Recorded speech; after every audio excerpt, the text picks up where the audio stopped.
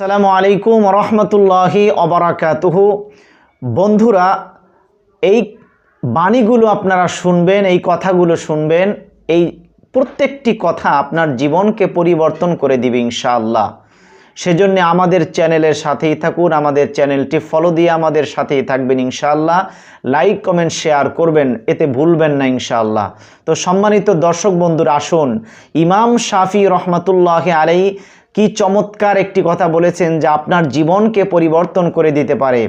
যে ব্যক্তি নিজের ত্রুটি সন্ধান করতে ব্যস্ত থাকে সে অন্যের ত্রুটি দেখার সময় পায় না। কি চমৎকার! আমরা করি কি, আমরা পরের সমালোচনা নিয়ে ব্যস্ত থাকি, আমরা নিজের আত্মশুদ্ধি নিয়ে ব্যস্ত থাকি না, নিজের সমালোচনা করি না, নিজের যত অপরাধ আছে সেগুলো নিয়ে সমালোচনা করি না, পরের সমালোচনা নিয়ে ব্যস্ত থাকি।